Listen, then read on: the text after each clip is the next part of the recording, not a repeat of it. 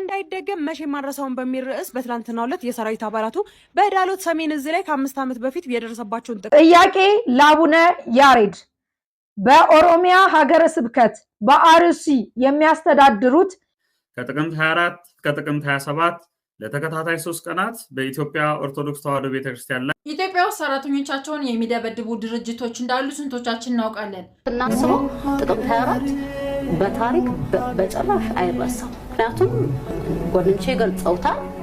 መከላከያ ይህ ይደረጋል ብለን እኛ አስበንም አቅደንም አናውቅም። እባካችሁ ተውኝ፣ ህመሜን ላስታምበት ነው የምለው። ይህንን ያወጣው የሚዲያ አካል ታምሜ በነበርኩበት ሰዓት የት ነበር?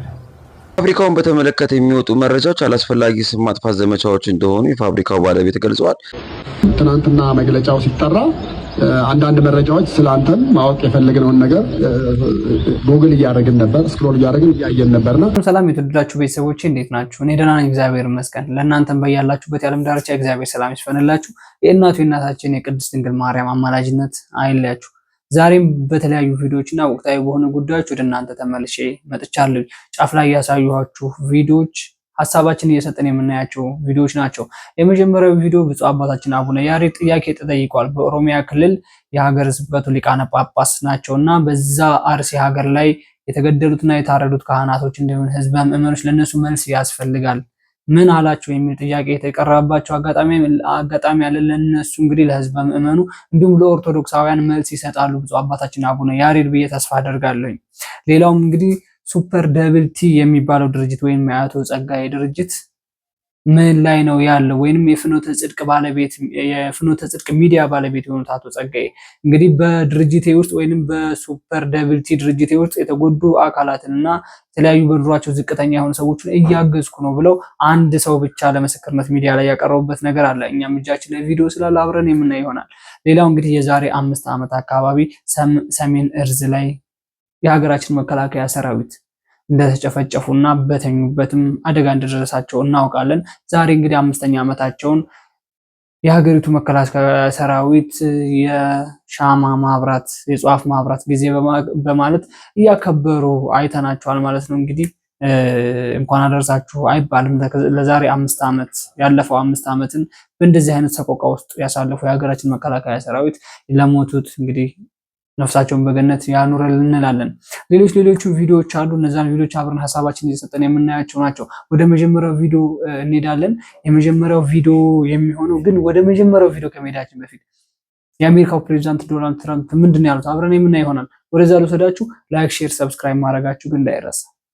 ሰብስክራይብ ለምንድን ነው የማታደርጉት? አሁን አድርጉ። የክርስቲያኖች ጭፍጨፋ ካልቆመ ጦር እልካለሁ ሲሉ ዶናልድ ትራምፕ ይህንን ተናግረዋል። የአሜሪካው ፕሬዝዳንት ዶናልድ ትራምፕ በምዕራብ አፍሪካዊቱ ሀገር ናይጄሪያ ውስጥ እየተባባሰ የመጣውን በክርስቲያን ማህበረሰብ ላይ የሚፈጽመውን ግድያና ጥቃት በተመለከተ ከባድ ማስጠንቀቂያ ሰጥተዋል። ፕሬዝዳንቱ ሁኔታው ካልተሻሻለ የአሜሪካ ጦር ወደ ናይጄሪያ ሊላክ እንደሚችል አስፈራርተዋል። ትራምፕ በናይጄሪያ ውስጥ በየቀኑ በሺዎች የሚቆጠሩ ክርስቲያኖች እየተገደሉ ነው በማለት የናይጄሪያ መንግስት ይህንን እልቂት ለመከላከል በቂ እርምጃ እየወሰደ አይደለም ሲሉ ከሰዋል። ፕሬዝዳንት ትራምፕ በአፍሪካዊቷ ታላቅ ሀገር ናይጄሪያ ውስጥ እየሆነ ያለው ነገር አስፈሪ ነው፣ በሃይማኖታቸው ምክንያት ህይወታቸውን ያጡትን ክርስቲያኖች ዝም ብለን አንመለከትም። የናይጄሪያ መንግስት ይህንን አሰቃቂ ጭፍጨፋ ወዲያውኑ ማቆም አለበት፣ ካልሆነ ግን የአሜሪካን ጦር በመላክ ይህንን ሁኔታ እኛ ለማስቆም እንገደዳለን። አሁን የገባ ሰበር ዜና ነው፣ እስከ መጨረሻው ተከታተሉት። የአሜሪካው ፕሬዝዳንት ዶናልድ ትራምፕ ናይጄሪያ በክርስቲያኖች ላይ ጭፍጨፋ እየፈጸመች ነው ሲሉ መናገራቸው ይታወቃል። ዛሬ ማምሻውን በገባ ሰበር መረጃ መሰረት ደግሞ በናይጄሪያ ላይ የአሜሪካ ጦር እርምጃ ለመውሰድ እንዲዘጋጅ አዘዋል። ምንድነው የተፈጠረው? ወደ መጀመሪያው ቪዲዮ ከመሄዳችን በፊት ይህን ቪዲዮ ወደ እናንተ ለማድረስ የተገደድኩበት አጋጣሚ አለ። እንግዲህ ይሄ ክርስቲያናዊ ጭፍጨፋ ይሄ አንገታቸው ላይ ማተም ያደረጉ ኦርቶዶክሳውያኖች እንዲጠፉ እየተደረገ እንደሆነ በኢትዮጵያም አልፎ በናይጄሪያ ላይ እንደዚህ አይነት ጭፍጨፋ አለ ማለት ነው። ስለዚህ ይሄ ነገር ከኢትዮጵያውያኖችና እዚሁ ሀገር ላይ አልፎም ውጪ አሜሪካ ድረስ ደርሶ የአሜሪካው ፕሬዝዳንት እንደዚህ አይነት መልእክት ማስተላለፍ ከቻሉ መልእክት ማስተላለፍ ከጀመሩ ሀገሪቷ ላይ ያለና የሀገሪቷ መንግስት ኢትዮጵያ ውስጥ ያሉ የናይጄሪያውን አላልኩኝም። አሁን ኢትዮጵያ ውስጥ ያሉ ክርስቲያናዊ የተጨፈጨፉት በየሀገሩ በየደብሩ እየተገደሉ ያሉ ካህናቶች ሀገሪቷ ውስጥ ያለው መንግስት ምንም አይነት ማግለጫ እየሰጠ አይደለም። የብፁዓን አባቶች ድርሻም ራሱ ምን እንደሆነ እየሰማንም ምን እንደሆነ ድርሻቸውም እያወቅን አይደለም። ናይጄሪያ ላይ ስለተጨፈጨፉት ኦርቶዶክሳውያንና ስለተጨፈጨፉት ክርስቲያኖች ግን ውጭ ያሉ መንግስት የአሜሪካ ፕሬዚዳንት እንደዚህ አይነት ጦር መሳሪያን እልካለሁ ከአሁን በኋላ የክርስቲያን ጭፍጨፋ የኦርቶዶክሳውያን ሞት የማይበቃ ከሆነ እኔም የጦር ኃይሌን እልካለሁ እያሉ ነው መልእክት እያስተላለፉ ያሉ። ስለዚህ ይሄ ነገር ደግሞ ቀጣይ ኢትዮጵያ ውስጥ ይመጣል ብለን ተስፋ እናደርጋለን። ይምጣ ማለታችን አይደለም፣ ግን ኢትዮጵያ ውስጥ እየሞቱ ያሉ ኦርቶዶክሳውያን አንገታቸው ላይ ማህተም ያደረጉ ክርስቲያኖች እየተጨፈጨፉ እየተገደሉ ስለሆነ ስለዚህ ለነሱስ መፍትሄ አያስፈልግም ወይ? የሀገሪቱ መንግስትና የኢትዮጵያ ኦርቶዶክስ ተዋህዶ ብፁዓን አባቶች የሥራ ድርሻቸው ምንድነው? ሌላ በምስራቅ ለሚገኙ ለነ ናይጄሪያ የአሜሪካ ፕሬዝዳንት አጋዥ ከሆኑ አንገታቸው ላይ ማህተም ያደረጉ ኦርቶዶክሳውያን መሞታቸውና መገደላቸው ይቁም ካለበተዛ እኔ እንደዚህ አይነት አዋጅ አውጃለሁ ብሎ ካወጣ እዚህ ሀገሪቷ ላይ ኢትዮጵያ ውስጥ ቅርብ 300-400 ኪሎ ሜትር ላይ ያሉ ደብሮች ላይ የሚደረገው የካህናት ግድያ፣ የህዝብ ምዕመን መታረድ ላይ የሚፈጸመው ለመንግስትና ለብፁዓን አባቶች እየቆረቆሩ አይደለም ወይ? ለባለስልጣኖች እየቆረቆሩ አይደለም? የኛ የኦርቶዶክሳውያን ጥያቄ ነው። በነገራችን ላይ ይሄን ነገር ብዙ መናፍቃኖችም የሚቃወሙት አሉ። ደማቸው መፍሰሱ፣ መታረዳቸው፣ መገደላቸው፣ ቤተክርስቲያን መፍረስ ብዙ መናፍቃኖችም ይቃወሙታል። ይሄን ግን ብዛት እየቆጨና ያንገበገበን ያለው እኛ ኦርቶዶክሳውያን ነው። ስለዚህ የውጭ መንግስት መግለጫ የሚያወጣ ከሆነ የኢትዮጵያ መንግስት ለምንድን ነው መግለጫ የማያወጣው? የአሜሪካ ፕሬዝዳንት ጦር ልካለው ካለ የኢትዮጵያ መንግስት ለምንድን ነው ጦር መላክ ሳይሆን መግለጫ ብቻ እረፉ የሚል አንድ በቀይ እስክሪብቶ የተጻፈች አማርኛ ብቻ መናገር ያቃተው? ይሄ የሁላችንም ጥያቄ ነው። ብፁዓን አባቶች ለምንድን ነው ዝምታቸውን መስበር የማይችሉት? ክርስቲያናዊ ግዴታቸውን ለምንድን ነው የማይወጡት? እነሱ የሚባርኩት ህዝብ እኮ ዛሬ እየተገደለ ነው። እነሱ የሚለምኑት ህዝብ ዛሬ እየተገደለ ነው። ስለዚህ ሚዲያ ላይ ከኢትዮጵያ ውጪ ያሉ ፕሬዝዳንቶች ከኢትዮጵያ ውጪ ያሉ የሀገር መሪዎች እንደዚህ አይነት መግለጫ ሲያወጡ የኢትዮጵያ ሀገር መሪ ግን እስካሁን ዝም ነው የተባለው። ብፁዓን አባቶችም ዝም ነው ያሉት። ዝምታችሁን ስበሩት፣ ክርስቲያናዊ ግዴታችሁን ተወጡ። ስለ ቅድስት ቤተ ክርስቲያን ብላችሁ በእንተ እግዝእትነ ማርያም ብላችሁ ስለለመናችሁ ስለ ወላዲት አምላክ ብላችሁ በኢትዮጵያ ኦርቶዶክስ ተዋህዶ ቤተክርስቲያን አገልጋዮች ላይ፣ በካህናቶች ላይ፣ በቅድስት ቤተክርስቲያን ላይ፣ በገዳም ላይ፣ በገዳማውያን ላይ የሚደርሰው በመነኮሳውያን ላይ የሚደርሰው ግፍ ለማስቆም መጣርና መስራት አለባችሁ። ቀጣይ ቪዲዮ አለ ላሳያችሁ። እንዳይደገም መቼ ማረሳውን በሚል ርዕስ በትላንትናው ዕለት የሰራዊት አባላቱ በዳሎት ሰሜን እዝ ላይ ከ5 ዓመት በፊት የደረሰባቸውን ጥቃት እንዲሁም ደግሞ የተሰዉ የስራ አጋሮቻቸውና አባላቶቻቸውን የጸሎትና የማሰብ ፕሮግራም አዘጋጅተው ነበረ።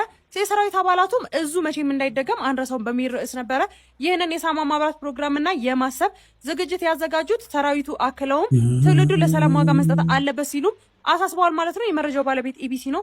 ወደ አዲስ መረጃዎች መልሳለሁ። የፕላስ ምልክቷን የተጫናችሁ ቤተሰብ ሁሉ መልካም ቀን።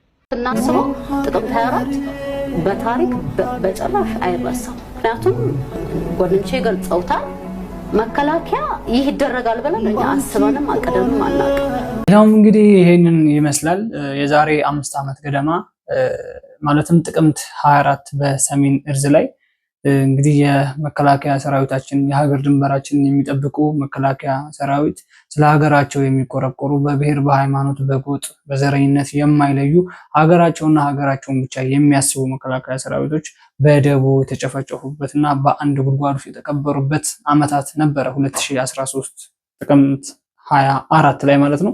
ስለዚህ የመከላከያ ሰራዊት አሁን በህይወት ያሉ መከላከያ ሰራዊት እና በዛም ጊዜ እነሱን ነፍስ ይማር ያሉ መከላከያ ሰራዊቶች በ5 ዓመታቸው በእንደዚህ አይነት መልኩ የጧፍ ማብራትና ነፍሳቸውን ከደጋጎች ጎን ያስቀምጥልን። ስለ ሀገራቸው ህልውና ታግለው ነው የሞቱት። ስለ ሀገራቸውን ነፃነት ብለው ሀገራቸውን በነፃነት ለማኖር ከህዝብ ምዕመኑ ጋር ለመከባበርና ለመፈቃቀር ብለው ህይወታቸውን አንገታቸው ተሰውተው ከዚህ ዓለም በሞት ተለይተውን 5 ዓመትን አስቆጥረዋል በማለት በእንደዚህ አይነት በሚያምር መልኩ እንግዲህ የሻማ ማብራት ጊዜ ሁሉም መከላከያ ሰራዊት ልብስ የደንብ ልብሳቸውን በመልበስ የነሱን ትውስታ እያሳለፉ ይገኛሉ ማለት ነው። እንግዲህ ሚዲያ ላይ ያያችኋት የዓይን እማኝ ነች። በሰዓቱ በዛ ከነጋ በኋላ ያው ጨለማ መንጋቱ አይቀርም። በነጋ ከነጋ በኋላ ሄደው በዛ ቦታ ላይ የተገኙ ሰዎች ናቸው። ስለዚህ ምን ያህል እንደተጸጸቱ ነው ሚዲያ ላይ እየተናገረች ያለችው። እና በዛን ሰዓት እንግዲህ ያሁን ለመከላከያ ሰራዊት በአንድ ሌሊት መረሻን በአንድ ሌሊት እንዲጠፋ ማድረግ በጣም ከባድ ነው። መከላከያ ሰራዊት ማለት ከህዝብ ጋር በፍቅር የሚኖር ስለ ሀገራቸው ህልውና የሚታገሉ ሀገራቸውን ለነጻነት ማውጣት የሚታገሉ እንዲሁም ፀሐይና ብርድ፣ ዝናብ፣ ጎርፍ የተፈራረቀባቸው በየጫካ በየዱር ገደሉ የሚኖሩ ሰዎች ናቸው። ያን ማለት ደግሞ ለኛ ለኢትዮጵያውያኖች ለኛ ለህዝቦቸው ለሀገራቸው ነው እየታገሉ የነበሩት ማለት ነው። ስለዚህ በአንድ በኩል የጠላት ጦር መቶ በዛን ሰዓት እንደዚህ በሚያስፈራ መልኩ ነው እየተናገረች ያለችው ማለት ነው። ስለዚህ ነፍስ ይማር ብለናል። እኛም በሰዓቱ በጣም ብዙ ኢትዮጵያውያኖች ተረብሸዋል። ብዙ የደም እንባ ያለቀሱ ውስጣቸው የደማ ሰዎች አሉ። ማንኛውም ሰው ከሰው ነው የተፈጠረው። እናት ልጇን 3-4 ልጇን የቀበረችበትን ጊዜ እናስታውሳለን። ስለዚህ ያ ነገር ድጋሚ ካሁን በኋላ መደገም የለበትም በማለት የጧፍ ማብራት ፕሮግራም አክብረዋል ማለት ነው። ስለዚህ አሁንም ቢሆን ጦርነት በጣም አስቀያሚ ነው። ጦርነት በጣም አስከፊ ነው። ጦርነት ጧሪ ቀባሪ ያሳጣል። ጦርነት እህትና ወንድም ይነጣጥላል። ጦርነት ትዳር ይበትናል። ይሄ አስጸያፊ ነገሮችን ተሸክሞ የሚኖረው ነገር ጦርነት የሚባል ነገር ነውና መከላከያ ሰራዊት እንግዲህ ገንዘብ አላሉም፣ ትዳር አላሉም፣ ሀብት አላሉም። በየዱር በየገደሉ በየጫካው ውስጥ አንድ ኮሳሳ ዶሱ በሚሰጣቸው ውስጥ 5፣ 6፣ 20፣ 30 እየሆኑ እየኖሩ የሀገር ድንበራቸውን እያስከበሩ ሌላ የውጭ ወራሪ ጠላት መጥቶ ሀገራችንን እንዳያጠቃት ብለው እነሱም እሳት ላይ ተጥደው እያደሩ ሀገራቸውን የሚጠብቁ መከላከያ ሰራዊቶች ነበሩ። ግን በማያስቡትና በሚወዱት በሚያከብሩት ሰው እንደተከዱ ነበር መረጃ እየወጣ ያለው ማለት ነው። የአይን ማኛም እንግዲህ እንደዚህ በሚዲያ ላይ ወጣ የተናገረችበት አጋጣሚ ያለ ማለት ነው። አሁንም ሰላምና ፍቅር ለኢትዮጵያ ለሀገራችን፣ እንዲሁም ሰላምና ፍቅር ለኢትዮጵያ ለህዝባችን ብለን መመኘት እንፈልጋለን። ቀጣይ ቪዲዮ ላሳያችሁና ሀሳባችን ደግሞ በደንብ የምንሰጥበት ቪዲዮ አለ ማለት ነው። ወደ ቪዲዮ ልሰዳችሁ። ኢትዮጵያ ውስጥ ሰራተኞቻቸውን የሚደበድቡ ድርጅቶች እንዳሉ ስንቶቻችን እናውቃለን? እንግዲያውስ ስለ አንድ የግል ድርጅት ልንገራችሁ። ሱፐር ደብልቲ ጄኔራል ትሬዲንግ ኃላፊነት የተወሰነ የግል ማህበር ይባላል። ይህ ድርጅት በውስጡ ከ4000 እስከ 5000 የሚጠጉ ሰራተኞች ያሉ ሲሆን ቀለምና የውሃ ማጣራቀሚያ ሮቶዎችን የሚያመርት ድርጅት ነው። የድርጅቱ ሰራተኞች መብታቸው እየተከበረ እንዳልሆነ መሰረት ሚዲያ ዘግቧል። አንድ ሰራተኛ 1 ደቂቃ ከስራው ካረፈደ 700 ብር ይቀጣል። ማስቲካ ያኘከ ሰራተኛ 1000 ብር ይቀጣል። ስራ መልቀቅ የፈለገ ሰራተኛ ሊደበደብ ወይም ሊታሰር ይችላል። ይህ ሁሉ የሚሆነው ድርጅቱ ከፖሊሶች ጋር እየተባበረ እንደሆነ መሰረት ሚዲያ ዘግቧል። ፋብሪካውን በተመለከተ የሚወጡ መረጃዎች አላስፈላጊ ስም ማጥፋት ዘመቻዎች እንደሆኑ የፋብሪካው ባለቤት ገልጸዋል። እውነታው ምን ይመስላል? ይህ መረጃ ሌሎች እንዲደርስ ማድረጋችሁ እንዳትረሱ። አዲስ ሆናችሁ ፎሎ አድርጉ። ሱፐር ደብልቲ ጄኔራል ትሬዲንግ በተመለከተ እንግዲህ መሰረት ሚዲያ ይዞት የወጣው የምርመራ ዘገባ ፋብሪካው ለብዙ ሰራተኞች ወደ ሲኦልነት እንደተቀየረ ነበረ። እዚህም የተለያዩ ማስረጃዎችን ዋቢ በማድረግ መሰረት ሚዲያ ያወጣውን ዘገባ ተከትሎ ሱፐር ደብልቲ ጄኔራል ትሬዲንግ ጋዜጠኞችንና ሌሎች የሚዲያ ሰዎችን ፋብሪካው ድረስ በመጋበዝ ስራዬን እዩልኝ የተባለው ዘገባ ፈጽሞ ሐሰትና ከእውነታ የራቀ ነው፣ አላስፈላጊ ስም ማጥፋት ዘመቻ ነው፣ የውሸት መረጃዎችን በማቅረብ ገንዘብ ለመሰብሰብ የሚደረግ ጥረት ነው ሲሉ ገልጸዋል። እዚህ ባሻገርም እንግዲህ መሰረት ሚዲያ እንደ ማስረጃ ይዞት የቀረበው አንድ የተጎዳ ግለሰብም ተውኝ እኔ ስራዬን ልስራበት የተባለው ነገር እኔ ላይ አልሆነም ሲል እንግዲህ ተናግሯል። ይህም መረጃ እኔም እንግዲህ በራሴ ቲክቶክ ቻናል ላይ ሰርቸው ብዙ ሰዎች በውስጥ መስመር መረጃ እየሰጡኝ ነበረ። ፋብሪካው ላይ የተነሳው ሀሳብ እውነተኛና ትክክለኛ ነው፣ እኛም እንደዚህ ተበድለናል የሚሉ ብዙ ሰዎች በውስጥ መስመር እየላኩልኝ ነበረ። እውነታው ምን ይመስላል? ፋብሪካው ላይ ያለው ነገር ምንድን ነው? የፋብሪካውን ባለቤት ወይስ መሰረት ሚዲያን እንመን? የእናንተን ሀሳብ ኮመንት ላይ ጻፉ። ትናንትና መግለጫው ሲጠራ አንዳንድ መረጃዎች ስላንተን ማወቅ የፈለግነውን ነገር ጎግል እያደረግን ነበር፣ ስክሮል እያደረግን እያየን ነበርና 10 ዓመት ምናምን ይፈጃል የሚባልም ነገር የሰማነው አለ። አሁን በምን ሁኔታ ላይ ነው ያለው? ማለት እየታከምክ እንደሆነ ገልጸህልናል። ሶሻል ሚዲያው ላይ የተነገረው በጣም ረጅም ጊዜ ሊወስድብህ እንደሚችል አይነት ነገር 10 ዓመት ምናምን የሚል ነገሮችም አይተናል። ሕክምናው እንደዛ ብለዋል ወይ? አንተን ያን ያህል ጊዜ ይፈጃል የሚል ነገር ነግረዋል? እሺ፣ አመሰግናለሁ ድል ስለስተን ጭታውኝ ህመሜን ላስታምበት ነው ብለው ይህንን ያወጣው የሚዲያ አካል ታምሜ በነበርኩበት ሰዓት የት ነበር? አሁን እየተረዳው ጥሩ ሁኔታ ላይ ጤና እየተመለሰ ባለበት ሰዓት ላረባ ሳንቲምና ለላይክ መሰብሰቢያ ተብሎ ለምን እንደዚህ የኔ ስም ይጠፋል? የድርጅቱ ስም ለምን እንደዚህ ይባክናል? ምናልባት እንደዚህ ብሎ ያወራው አካል ወይም ይህንን የፖስተው አካል መጥቶ የድርጅቱ ውስጥ ያለውን እውነታ ከዛም አልፎ ትንሿን ኢትዮጵያ ሱፐር ውስጥ በይ ደስ ይለኛል። የተፖስተውን በሙሉ አይቼዋለሁ። ሁሉም ነገር ከእውነት የራቀ ነው። ማንም አይደለም። የዚሁ ድርጅት ባለቤት አቶ ጸጋዬ ደበበ ነው እስካሁን ድረስ ከጎን ያለው። በድዬውም አስከፍቼውም ያራቀኝ ሰው ቢኖር እሱ ነው። ሁሉም ከጎኔ በሌለበት ሰዓት እስካሁን ድረስ እስከ መጨረሻው እስከምትቆም ድረስ ቃል እገባላለሁ ብሎ ቃል ገብቶ እያሳከመኝ እየረዳኝ ያለው የዚሁ ድርጅት ባለቤት አቶ ጸጋዬ ደበበ ነው። በሕክምናው በኩል ሐኪሞች ያሉት ነገር ምንድን ነው? ለውጥ ይኖራል፣ ትድናለህ፣ ተነስተህ ትሄዳለህ፣ ምንድን ነው? በሕክምና ደረጃ የተባልኩት ያው ስፓይናል ኮርድ ነው የተጎዳሁት። ስፓይናል ኮርድ ይባላል። ጊዜ እንደሚወስድ ተነግሮኛል፣ ግን 10 ዓመት አልተባለም። ለውጦች አሉ። አሁን እጄ ማንቀሳቀስ ጀምሬያለሁ። እሺ፣ አመሰግናለሁ። እንግዲህ ያው ብዙዎቹ ሶሻል ሚዲያ ላይ ያለውን ስላነበብ ነው አንተ ከነገርከን ጋር በተወሰነ መንገድ የመቃረን ነገር አይተናልና አንተ ደግሞ በግል ወድቀህ አደጋው እንደደረሰብህ ነው የነገርከን። እሱ ላይ የተወሰነ ነገር ግልጽ ልታደርግልን። እንዳልኩ ረጅም ዓመት ሰርቻለሁ። ለ7 ዓመት ያክል ሰርቻለሁ። ስሰራ የነበረው በዚሁ ድርጅት ውስጥ በሴልስነት ሙያ ነበረ።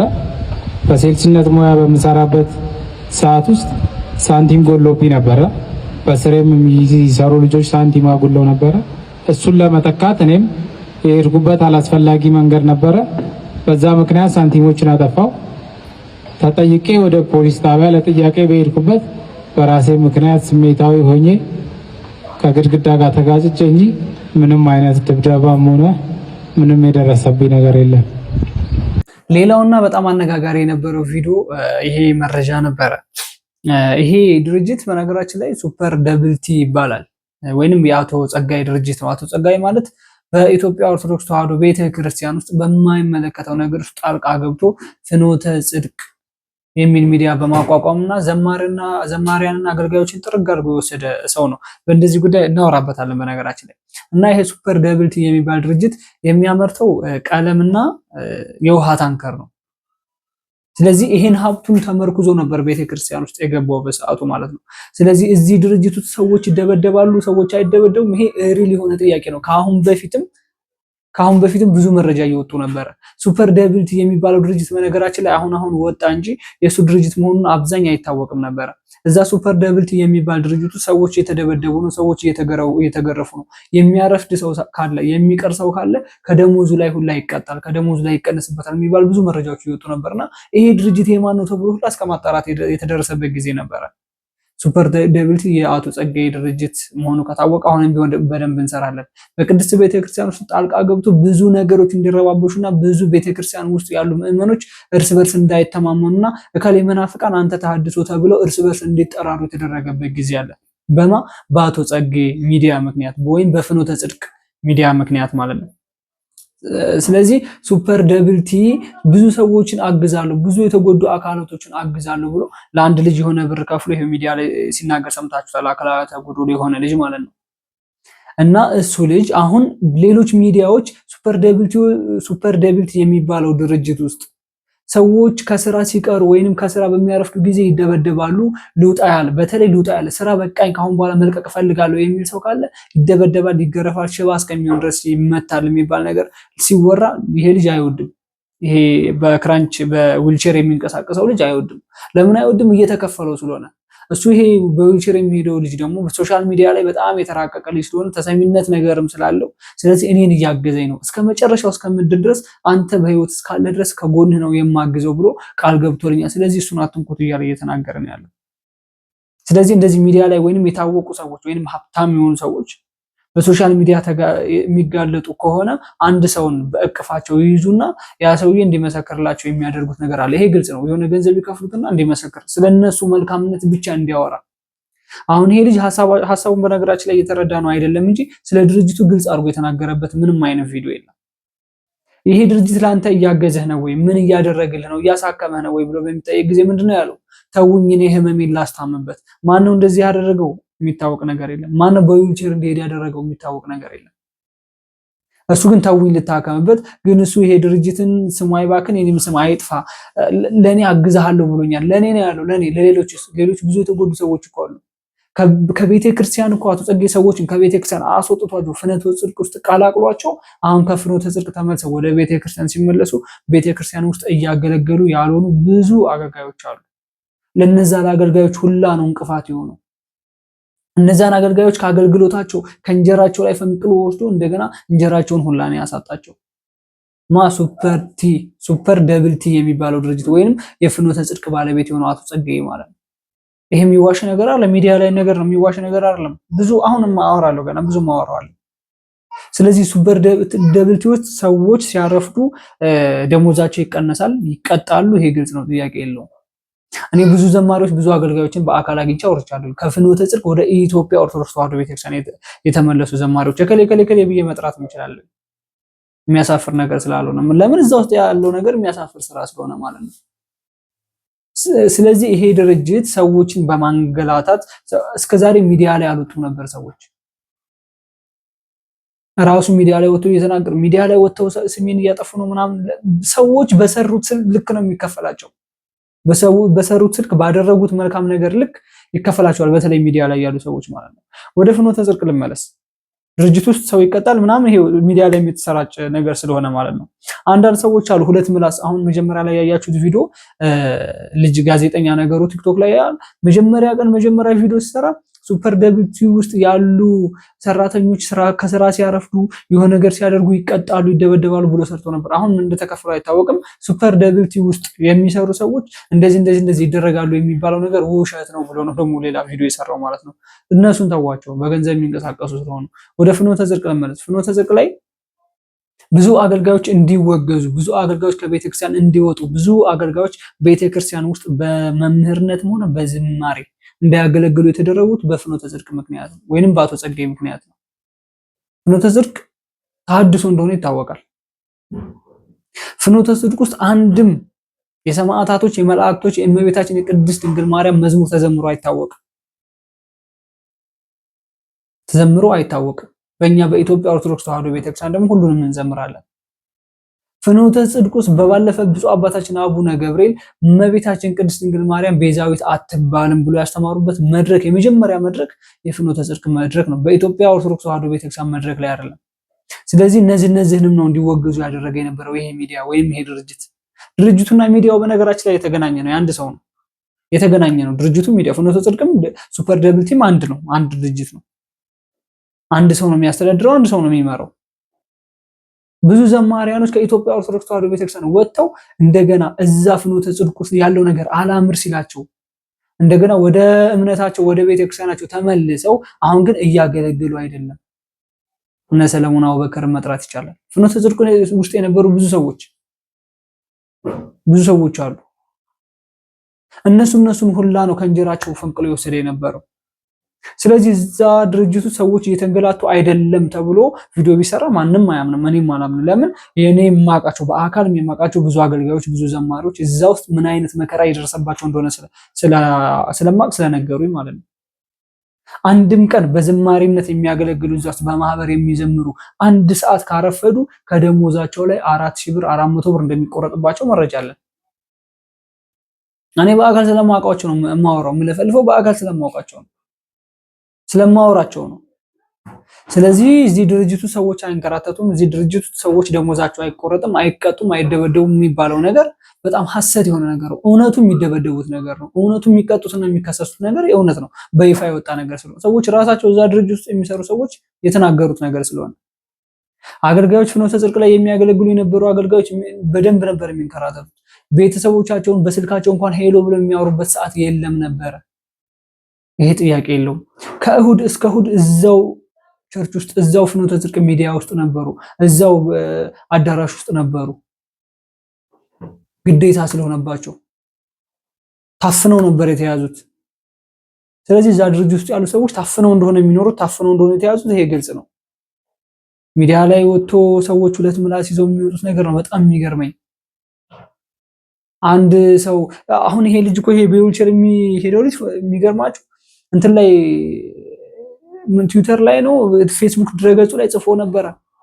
ጌም ነው ሱፐር ደብል ቲ ውስጥ ሰዎች እየታገዙ ነው እየተረዱ ነው የሚባለው ነገር ጌም ነው። ስለዚህ እሱም ተደብድቦ ነው የሚባል ነገር ፌስቡክ ላይ ተጽፎ ነበር። ያን ነገር እንደገና አለባበሱትና ከዛም በኋላ ሱፐር ደብል ቲ የሚባለው ድርጅት ሰዎችን እያገዘ ነው፣ ሰዎችን እየረዳ ነው ብሎ ብዙ ሚዲያዎች መሰብሰብ ማን መሰረት ሚዲያ ነው የሚባል ምናምን አውጥቶት ነበር። ይሄን ነገር በጣም ሐሰት እንደሆነ እየተደበደቡ የተንገላቱ እንደሆነ ተናግሮ ነበር። ከዛ በኋላ ስለምንድን ነው ጥፍ አድርጎ ሌላ ነገር የሚያደርጉት? በነገራችን ላይ ቲክቶክ ላይ የሚለቁ ሰዎች መጀመሪያ ጊዜ ያን ሰውዬ በደንብ ይወቅሱትና እንደገና ያ ሰውዬ መልካም ነው ብለው እንደገና ሲሰሩ የመጀመሪያው ቪዲዮ የሚያዝባቸው አይመስላቸውም። የመጀመሪያው ቪዲዮ እንደ ታሪክ ይቀመጥ ተብሎ ሁላችንም ላይክ ሰጠን የምናስቀምጥበት አጋጣሚ አለ። አትሾዱ። ስለዚህ ይሄ ድርጅት በቅድስት ቤተክርስቲያን ለሀገር ባለውለታ በሆነች በቅድስት ቤተክርስቲያን ውስጥም ጣልቃ ገብቶ ብዙ አገልጋዮች፣ ብዙ ዘማሪዎች፣ ብዙ ሰባኪያኖችንም ከቤተክርስቲያን እንዲወጡና እንዲወገዙ ያደረገ ድርጅት እንደሆነ አትርሱ። ስለዚህ ሁላችሁም ጥንቃቄ አድርጉ። ቀጣይ ቪዲዮ ላሳያችሁ።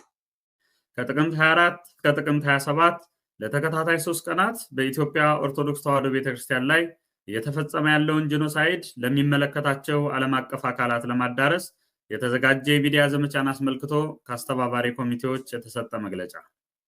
በሀገራችን በኢትዮጵያ ባለፉት 7 ዓመታት በሶማሊያ፣ በትግራይ፣ በአማራ፣ በደቡብ፣ በኦሮሚያ በተለይም በዝቋላ፣ በበደኖ፣ በአርባ ጉጉ፣ በአሩሲ፣ በጅግጅጋ ወዘተ ኦርቶዶክሳውያን ተከታዮችን ኦርቶዶክስ በመሆናቸው ብቻ አሰቃቂ በሆነ መልኩ በሜንጫ፣ በገጀራ፣ በድንጋይና በጦር መሳሪያ ተገድለዋል። አስከሬናቸውም በየሜዳው ተጎትቷል። በዱር አውሬዎች እንዲበላም ተደርጓል። ለዘመናት ያፈሩት ሀብትና ንብረትም ወድሟል። ለማሳያ ያክል በዚህ 2 ዓመታት ውስጥ በኦሮሚያ ክልል በአርሲ ሀገረ ስብከት በጉናና መርቲ ወረዳዎች ድንበር በሸርካ ወረዳ፣ በሄላ፣ በሆንቆሎ ዋቤ ወረዳ ብቻ ከ145 በላይ ቦታቸው የተመዘገቡ ኦርቶዶክሳውያን በእምነት ማንነታቸው ተገድለዋል። ከ16 በላይ አብያተ ክርስቲያናት በጥቃት ስጋት ብቻ ተዘግተዋል። ለቁጥር የሚታክቱ ደግሞ ታግተው ነፍሳቸው በገንዘብ ኃይል አትርፈዋል። ይህ የ2 ዓመት ብቻ ኩነት ነው። የአርሲ ኦርቶዶክሳውያን በመከራና ጥቃት ውስጥ መኖር ከጀመሩ ከ7 ዓመት በላይ መሆኑን ስናስብ ደግሞ ሰቀቀኑን ለማሰብ ያስፈራል።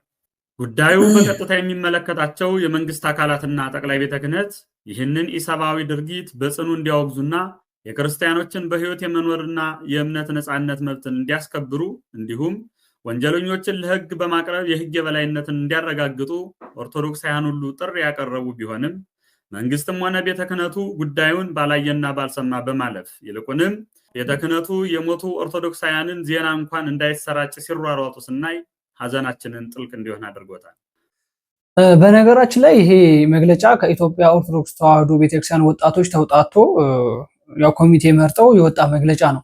ይሄ መግለጫ ለኢትዮጵያ ኦርቶዶክስ ተዋሕዶ ቤተክርስቲያን እምነት ተከታዮች ብቻ አይደለም ማለት ደግሞ መቃወሚያ አይደለም ማለት በኢትዮጵያ ኦርቶዶክስ ተዋሕዶ ቤተክርስቲያን ላይ ወይንም በኢትዮጵያ ኦርቶዶክስ ተዋሕዶ ቤተክርስቲያን እምነት ተከታዮች ላይ፣ ካህናቶች ላይ፣ አገልጋዮች ላይ እንደዚህ አይነት ጥፋት እንደዚህ አይነት ግድያ መፈጸሙ እኛንም ያሳስበናል፣ እኛም እንቃወማለን የምትሉ የማንኛውም ቤተ እምነት ተከታይ ይህንን ግሩፕ ይህንን የሶሻል ሚዲያ ጥሪ ይህንን የኢትዮጵያ ኦርቶዶክስ ተዋሕዶ ቤተክርስቲያን ያለ አግባብ ግድያ በሆነ ምክንያት በሶሻል ሚዲያ ጥሪ የተደረገውን ነገር ማህበር መቀላቀል ትችላላችሁ፣ ማንኛውም ቤተ እምነት ማለት ነው። ስለዚህ እኛ ኦርቶዶክሳውያኖች ይህንን መግለጫ ሲያወጡ ምን ለማለት ፈልገው ነው? በኢትዮጵያ ኦርቶዶክስ ተዋሕዶ ቤተክርስቲያን ውስጥ ያሉ አገልጋዮች እንዲሁም በህዝበ ምዕመኗ ላይ እንደዚህ አይነት ግድያና እንደዚህ አይነት ጥፋት መፈጸሙ የቆየ ነው፣ አሁን አዲስ አይደለም። ግን በአመታት ቢሰላ በዚህ አመት በዚህ 5-6 ቀን እንኳን 25-26 የቤተ ክርስቲያን አገልጋዮች እና የህዝበ ምዕመኖች የሚገደሉ ከሆነ በአመትና በወር ብንሰላው በጣም ብዙ ነው። በ2 ዓመት ይሄን ያህል ሰው ሞቶብናል። በ2 ዓመት ይሄን ያህል አገልጋዮች ሞቶብናል። በ2 ዓመት ይሄን ያህል የኢትዮጵያ ኦርቶዶክስ ተዋሕዶ ቤተክርስቲያን እምነት ተከታይ ሰዎች ተገድለዋል። ስለዚህ ባለፉት 7 ዓመታት ደግሞ ይሄን ያህል ነው የሞተው። ስለዚህ ካሁን በኋላስ በየአመቱ እንደዚህ አይነት የሚደረግ ከሆነ በየወሩ እንደዚህ አይነት ገዳማውያኖች የሚገደሉና በየወሩ እንደዚህ አይነት ህዝበ ምዕመን የሚጠፋ የሚታረድ ከሆነ በአመት ሲሰላ ምን ያህል ነው የሚሆነው? ስለዚህ ይሄ ነገር አግባብ ነው ወይ ብለው ነው ሶሻል ሚዲያ ጥሪ የተደረገ ያለው። በእርግጥ በኢትዮጵያ ኦርቶዶክስ ተዋሕዶ ቤተክርስቲያን በየገዳሙና በገዳማውያን ላይ ያለው ጥፋት በጣም እየተባባሰ ነው። የኛም ዝምታው ስለበዛ በጣም እየተባባሰ ነው። መታረዱ፣ መገደሉ፣ መጥፋቱ፣ መቃጠሉ፣ ከቤተክርስቲያን እንዲወጡ መደረግ፣ መገደዳቸው ምናምን በጣም እየተባባሰ ነው። ይሄ የኛ የኦርቶዶክሳውያን ዝምታ ነው። ዝምታችንን አምቀን ይዘነዋል። ዝምታችንን አልሰበርንም፣ እየተናገርን ስላልሆነ ማለት ነው። ስለዚህ ካሁን በኋላ የሚደረገው ነገር የእስካሁኑ አልፏል ነው። የእስካሁኑንም ደም መመለስ የኛ የኦርቶዶክሳውያን ስነ ምግባር አይደለም። መናፍቃኖች እንደዚህ አድርገውናልና እኛ እንደዚህ እናድርግ፣ ይሄ የኛ የኦርቶዶክስ ስነ ምግባር አይደለም። ካሁን በኋላ እስካሁኑ ሰማዕትነትን የተቀበሉ ክርስቲያኖች አሉ። እነሱ ሰማዕትነትን ተቀብሏል፣ በክርስቶስ ቀኝ ተቀምጠዋል፣ ከደጋጎች ጎን ተቀምጠዋል። ስለዚህ ካሁን በኋላ ያለው በኦርቶዶክሳውያን ላይ ብቻ የሚደረገው ዘመቻ፣ የማጥፋት ዘመቻ ካሁን በኋላ የሚመጣው ነገር ይቁም የሚል ነው ሶሻል ሚዲያው ጥሪ። ሁሉም ሰው ፕሮፋይሉን እቺ ልጅ ባለችበት ፕሮፋይል ቀይሮ ኦርቶዶክሳውያን ሁላ ስለ ሃይማኖታቸው፣ ስለ ማህተማቸው፣ ስለ ቤተክርስቲያናቸው ብለው አንገታቸው ላይ ገጀራ ስላረፉት ሰዎች እነሱን መታሰቢያ እያደረጋችሁ ይሄን ፎቶ አድርጉ፣ ፕሮፋይላችሁን ቀይሮ የተባለው ጦርነት አይደለም የታዘዘው። በነገራችን ላይ ጠመንጃ ያዙና ወጡ አይደለም፣ ገጀራ አይደለም እየታዘዘ ያለው ሶሻል ሚዲያዊ የሆነ መንፈሳዊ ጥሪ ነው። በክርስትና እምነታችን ላይ እንደዚህ አይነት ጥቃት ካሁን በኋላ ይቁም። ኦርቶዶክሳውያን ላይ የሚያርፈው አንገታቸው ላይ የሚያርፈው ገጀራ፣ አንገታቸውን የሚቀሉ ሰማዕትነትን እየተቀበሉ ያሉት ካሁን በኋላ ይቁም። በክርስቲያናዊ ላይ በኦርቶዶክሳውያን ላይ ብቻ እያነጻጠረ እየመጣ ያለው ጥቃት ብቻ ይቁም። ጥቃቱ እየበዛ ያለው፣ ጭቆናው እየበዛ ያለው ኦርቶዶክሳውያን ላይ ነው። ስለዚህ ይሄ ነገር ይቁም ብሎ ነው እንደዚህ አይነት መግለጫ እያወጡ ያሉት ኦርቶዶክሳውያኖች ማለት ነው። ስለዚህ ከነዚህ ጎን ማን ያስፈልጋቸዋል? እኛ እናስፈልጋቸዋለን። ከነዚህ ጎን ብፁዓን አባቶች፣ ከነዚህ ጎን ቤተክርስቲያን ታስፈልጋቸዋለች። እንደዚህ አይነት መግለጫ ካወጡ ኦርቶዶክሳውያን ጎን ለተከታታይ 3 ቀናት ነው የወጣው። 3 ቀን ከብዶን ነው አይደለም። እነሱ አንገታቸውን የተሰዉት መስዋዕት የሆኑት እኮ ወጣቶች እኮ አሉ። አንገታቸው ላይ እኮ ቢላና ገጀራ ያረፈባቸው ወጣቶች አንገታቸው የተቆረጡ አሉ። እነሱ ሳይከብዳቸው እኛ ለ3 ቀን ፕሮፋይል ቀይረን ለ3 ቀን ሶሻል ሚዲያዊ ጥሪውን መቀላቀል ከብዶን ነው አይደለም። መክበድም የለበትም። ከአሁን በኋላ እኮ የቤታችን ሊመጣ ይችላል። እየቤታችን አንገትህ ላይ ማዕተም ስላደረግ ኦርቶዶክስ ስለሆንክ ብቻ ነው እየተጠፋ ያለው። ስለዚህ ከአሁን በኋላ የቤታችን ሊመጣ ይችላል። ስለዚህ ይሄን ሶሻል ሚዲያዊ ጥሪ ተቀላቅለን ሁላችንም ሆ ብለን ጥቁር ለብሰን ቀኝ እጆቻችንን ማጣመር ይገባናል። ፍትህ ብለን እጆቻችንን ማጋመድ ይገባናል። ፍትህ የምንለው ብፁዓን አባቶች ያለውን ነገር እንዲፈቱልን፣ ከመንግስት ጋር ያለውን ነገር ኮንታክት አድርገው ከአሁን በኋላ ኦርቶዶክስ ላይ የሚደርሰው ጥቃት እንዲቆም 100% ሙሉ ለሙሉ እንዲቆም፣ ማንኛውም ገዳም ላይ ከሰላም ውጪ ሌላ ረብሻ እንዳንሰማ፣ በኦርቶዶክስ ላይ የሚያነጻጽሩ መናፍቃኖች ወይንም ሌላ የህግ አካሎችም ከሆኑ እነሱ ወይንም ሌላ የተደራጀ ቡድን ከሆነ ኦርቶዶክስን ወይንም ሌላ ቤተ እምነትን ለማጥፋት የተደራጀ ቡድን ከሆነ እሱንም መንግስት ማጥፋት አቅቶት አይደለም፣ ማጥፋት ይችላል። ይሄ ነገር እንዲቀጥል እኛ ኦርቶዶክሳውያኖችም ሰላማችን አግኝተን በሰላም ወጥተው እንዲገቡ፣ ስጋው ደግሞ በስርዓት እንዲቀበሉ፣ በየቤተክርስቲያን በየገዳማው ሄደው መንፈሳቸው እንዲታደስ እንዲጽናኑ ነው ይሄ ሶሻል ሚዲያዊ ሰላማዊ ጥሪ እየተደረገ ያለው። ብዙ መናፍቃኖች በነገራችን ላይ ይህን ሶሻል ሚዲያዊ ሰላማዊ ጥሪ የተናፈቋሉ፣ እየነቀፉ ያሉ ሰዎች አሉ። እነሱን ተዋቸው። የቤተክርስቲያን ጠል የሆኑ ሰዎች ናቸው። ኦርቶዶክስ ውስጥም ሆነው እነዚህ ደግሞ ምን አይነት መፍትሄ ሊያመጡ ነው ብለው ኮመንት የሚያደርጉ ሰዎች ይኖራሉ። እነሱንም ተዋቸው። የነዛ ተባባሪዎች የነበጋሻው ግሩፕ ናቸው። እነሱን ተዋቸው። እኛ ኦርቶዶክሳውያኖች የራሳችንን ስራ እንስራ። እኛ ኦርቶዶክሳውያኖች ለቤተክርስቲያንና ለህዝባችን እንቆርቆር። ብፁዓን አባቶች ዝም አትበሉ፣ ዝምታችሁን ስበሩ። ወጣቱ አይደለም መደራጀት የነበረበት፣ ብፁዓን አባቶች ነበራቸው በየሀገረ ስብከቱ ማደራጀት የነበረባቸው። የምታደራጁት እኮ ለጦር ሰልፍ አይደለም። የምታደራጁት መጽሐፍ ቅዱሳዊ ወንጌልን ለማስተማርና ከአሁን በኋላ በኦርቶዶክስ ላይ የሚደርሰው ጥቃት ይቁም የሚል መርህ ተይዞ መደራጀት ነበረበት። ወጣቱ እስካሁን ድረስ የቤተክርስቲያን የህዝብ ምዕመኑ መደራጀት ነበረበት፣ ሆ ብሎ መውጣት ነበረበት። ግን የብፁዓን አባቶች ድርሻ፣ ብፁዓን አባቶች ክርስቶስ ስለሾማቸው ቤተክርስቲያን ስላከበረቻቸው እኛ ህዝብ ምዕመኖቹ እያከበርናቸው ነው። ግን ነገ ማንን ነው የሚያስተዳድሩት? ነገ ማንን ነው የሚመሩት ነው። ስለዚህ ይህን ግሩፕ መቀላቀል አለበት። እነዚህ ወጣቶች የራሳቸው ኑሮ መኖር አቅቷቸው አይደለም። እነዚህ ወጣቶች የሚኖሩት በውጭ ሀገር ነው። እንደዚህ አይነት አዋጅ ያወጡ ወጣቶች ከኢትዮጵያ ውጭ ነው የሚኖሩት። ሰላማዊ በሆነ ሀገር ላይ ነው እየኖሩ ያሉት። ግን ኢትዮጵያ ውስጥ ስለሚገደሉት ኦርቶዶክሳውያኖች እና ስለሚገደሉት ብሔሮች ነው እየተቆረቆሩ ያሉት። አሁን በነገራችን ላይ በብሔር አይደለም እየተጨፈጨፈ ያለው፣ በሃይማኖት ብቻ። አንገት ላይ ማህተም ስላደረክ ብቻ ማህተም ባደረክበት አንገትህ ላይ ገጀራ ይደረግብሃል። ስለዚህ ነገር መቆም የለበትም፣ መቆም አለበት። ብፁዓን አባቶች ዝም ማለት አለባችሁ የለባችሁም? ቀጣይ ማሳያችሁ ቪዲዮ አለ። ብፁዕ አባታችን አቡነ ያሬድ የተጠየቁት ጥያቄ አለ። ለዚህ ጥያቄ መልስ ይፈልጋል ህዝቡ። መልሳችሁ ምን ይሆን አናውቅም፣ ግን ይሄኛው ቪዲዮ እናጠቃለሁ። ስለዚህ ይሄ ሁላ መግለጫ ያወጣላችሁ በሁለት ዓመት ይሄን ያህል ኦርቶዶክሳውያን ነው ከዚች ምድር ያጣ ነው። በዚህ ዓመት ይሄን ያህል ኦርቶዶክሳውያን ነው ሰማዕትነትን የተቀበሉት። በዚህ ዓመት በዛሬ 2 ዓመት ነው 3 ዓመት ሻሸመኔ ላይ ሰማዕትነትን የተቀበሉ ስለ ቤተ ክርስቲያናቸው ብለው ወጣቶች አሉ። እነሱን ወጣቶች እናስባቸው። አሁንም ድጋሚ በዚህ ሳምንት ውስጥ 25 26 ካህናቶች 25 26 ኦርቶዶክሳውያኖች ናቸው የተገደሉት። እነሱን እናስባቸው። እኛ በእነሱ ቦታ እንሆን። የእነሱ ቤተሰቦች ያለቀሱት እንባ እኛም እናልቀስ። ባይገባብንም እንደገባ አድርገን ስሜታችንን እንወቀው።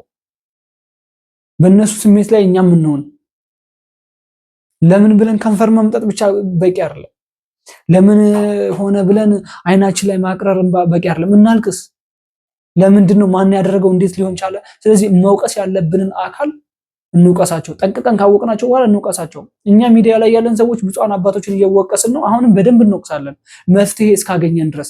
ስለ ቅድስት ቤተክርስቲያን ቀድሞ የሚገባቸው ወይንም ቀድመው መድረስ ያለባቸው ቀድመው አዋጅም ሆነ መግለጫ ማውጣት ያለባቸው ብፁዓን አባቶች ናቸው። ሶሻል ሚዲያ ላይ ያሉ ወጣቶች አይደሉም። ነገ ማንን ሊመሩ ነው? የሚለምኑት ህዝብ እኮ ነው ዛሬ እየተገደለ ያለው። የሚዘምረው ህዝብ ነው ዛሬ እየተገደለ ያለው። መድረክ ላይ የቤተክርስቲያን አስተዳዳሪዎች ቆማችሁ የምትለምኑት ይህን ነገር እናሰራ የምትሉት ህዝብ ካለው ላይ ከኪሱ ላይ ቀንሶ የሚሰጣችሁ ህዝብ ነው እየተገደለ ያለው። ነገ ማንን ነው የምትለምኑት ነው ጥያቄው። ዛሬ እዚህ አዋጅ ላይ ካልተቀላቀላችሁ፣ ዛሬ እዚህ ሶሻል ሚዲያዊ ጥሪ ላይ የማትቀላቀሉ ከሆነ ነገ እናንተን ዞር ብሎ የሚያያችሁ አካል የለም። ሶሻል ሚዲያ ላይ ያሉ ሰዎች በነገራችን ላይ ህዝበ ምዕመኑ ላይና ቤተክርስቲያን ተጽዕኖ መፍጠር ይችላሉ። ህዝበ ምዕመኑ ለቤተክርስቲያን ወይም ለአስተዳዳሪዎች ለሚነምኑት ነገር ምንም ነገር እንዳይሰጡ ማድረግ ይችላሉ። ተጽዕኖ መፍጠር 5 ደቂቃ 5 ሰከንድ ቪዲዮ በጣም በቂ ነው። ስለዚህ ሁላችሁም ኦርቶዶክሳውያን ማንኛውም አስተዳዳሪ ይሁን ማንኛውም የቤተክርስቲያን አገልጋይ መቼም ሶሻል ሚዲያ የማይጠቀም የለም። እዚህ ግሩፕ ላይ መቀላቀል አለባችሁ። በኦርቶዶክሳውያን አንገት ላይ የሚያርፈው ገጀራ መቆም አለበት። አንገታቸው መቀላቱ መቆም አለበት። የኦርቶዶክሳውያን ደም መፍሰስ አለበት። ካሁን በኋላ መናፍቃኖች የኦርቶዶክሳውያን ደም ሲፈስ ደስ እያላቸው ነው እንደምናያቸው ከነበጋሻው ጀምሮ እየተሳለቁ ነው። ስለዚህ ይሄን ነገር በአዋጅ ማስቆም አለብን። ብፁዓን አባቶች ዝም ካሉ እኛ መናገር አለብን። እኛ መውጣት አለብን። እኛ መሰብሰብ፣ እኛ መደራጀት አለብን። የምንደራጀው ለጦር አይደለም። የምንደራጀው ሃይማኖታችንን ለማስከበር፣ እኛ እነሱን ለማክበር ነው። ቤተክርስቲያናችንን አይንኩብን፣ እኛ ማንነካቸው። የምንደራጅበት መንገድ ነው። በነገራችን ላይ ጠመንጃ ገጀራ ይዘን አይደለም የምንወጣው። መጽሐፍ ቅዱሳዊ ቃል ነው ይዘን ከወጣን ይዘን የምንወጣው። ግን ካሁን በኋላ እኛነታችንን ማወቅ አለባቸው። የራሳቸው ቤተ እምነት እየተከበረ የኛ የሚገፋበት ምንም አይነት ምክንያት የለም። እነሱ ጋር እያመልኩ እኛ ጋር ማናመልክበት ምንም አይነት ምክንያት የለም። የነሱ እየታነጸ የኛ የሚፈርስበት የነሱ አገልጋዮች እያገለገሉ የኛ አገልጋዮች የሚታረዱበትና የሚገደሉበት ምንም አይነት ምክንያት የለም። ስለዚህ የምንናገረው በዚህ ቋንቋ ነው። ይህን ግሩፕ እንቀላቀል የምንለው ለመልካም ነገር ነው፣ ለጦር አይደለም። ኦርቶዶክሳውያንን ለማፋጀት አይደለም። ይህን ያህል ከተናገርኩ ይበቃኛል። ቀጣይ ብፁዕ አባታችንን የጠየቀች አንድ ወጣት እንስት አለች። ብፁዕ አባታችንን አቡነ ያሬድን የኦሮሚያ ክልል ሀገረ ስብከት ሊቃነ ጳጳስ የጠየቀች ምንድነው መልሳቸው? የሷን ቪዲዮ ላሰማችሁ። እንግዲህ ለሷ መልስ የሚሆን ይሰጣሉ ብዬ አስባለሁ። እንግዲህ ምናልባት ለሷ ነው ባይሉም ሶሻል ሚዲያ ላይ ወጥተው ይናገራሉ ብዬ አስባለሁ። እስኪ ምን አይነት ጥያቄ ነው የጠየቀችው? አብረን እንስማት። ጥያቄ ለአቡነ ያሬድ በኦሮሚያ ሀገረ ስብከት በአርሲ የሚያስተዳድሩት አባት ንጹሃን ኦርቶዶክሳውያን እየታረዱ ክርስቲያኖች ዛሬ ክርስቲያን ለመሆናቸው ምን ጥያቄ አለ ላሉት አንድ ጥያቄ ልጠይቆት። ኦርቶዶክሳውያን ባይሆኑ ክርስቲያን ባይሆኑ ሰው እንኳ በመሆናቸው ፍትህ ልንጠይቅላቸው ይገባል። በሀገረ ስብከቱ ላይ በቤተ ክርስቲያንና በምዕመናን ላይ ተደጋጋሚ ሐዘን፣ እሮሮ፣ ሰቆቃና ግድያ በተከታታይ ዓመታት ሲፈጸም ኖሯል። ስለዚህ አቡነ ያሬድ አንድ ሊሉ ይገባል። የቤተ ክርስቲያኑ የቤተ ክህነት የሚዲያ ክፍል ይህን ነገር ሊያወግዝ ይገባል። እንዲሁም ሀገረ ስብከቱ አቡነ ያሬድ ከመንግስት አካል ጋር ተነጋግረው ይህን ግድያ ሊያስቆሙ ይገባል። አባትነታችሁ መሆን ያለበት እረኞችን በጎችን ጠብቁ እንዳለ ክርስቶስ እንደነ ቅዱስ ጴጥሮስ መሆን አለባችሁ። ግድያም ማውገዝ አለባችሁ። ክርስቶስ የፈጠራትን ነፍስ እራሱ ይውሰዳት እንጂ በሰው እየተገደሉ ደማቸው እየፈሰሰ ዝም ማለትና ክርስቲያን ናቸው ወይ ማለት ይሄ አግባብ አይደለም። አባትነታችሁን ጥያቄ ውስጥ ያስገባል። ስለዚህ የመንግስት አካላትና ሚዲያዎች ለራሱ ልዘግቡና ልታወግዙ ይገባል። ፍትህ ለአርሲዎች ለኦርቶዶክሳውያንና በሰውነት ልክ እየሞቱ ላሉት ፍትህ እንጠይቃለን። ቤተክርስቲያናችን ልታወግዝ ይገባታል። የሚገርመው ነገር መጠየቅ ያለባትንና ደስ የሚል ጥያቄ ነው የጠየቀችው። ማለት እንደ ክርስቲያናዊ እንደ ኦርቶዶክስ ክርስቲያናዊ ግዴታችሁን ተወጡ። በኢትዮጵያ ኦርቶዶክስ ተዋሕዶ ቤተክርስቲያን ህዝበ ምዕመን ላይ ሰብአዊ መብት ጥሰት እየተደረገ ነው። ስለዚህ በሀገረ ስብከታችሁ በኦሮሚያ ክልል ሀገረ ስብከት የዛ ሀገረ ስብከት ደግሞ ሊቀ ጳጳስ ብፁዕ አባታችን አቡነ ያሬድ ናችሁ። ስለዚህ መልስ እየሰጣችሁ አይደለም። የተገደሉት ሰዎች ኦርቶዶክስ ይሁኑ አይሁኑ ምንም ማረጋገጫ የለኝም ብለው በሰጡት መልስ ላይ ነው ያንን ተንተራሳ የተናገረችው። ትክክል ነች።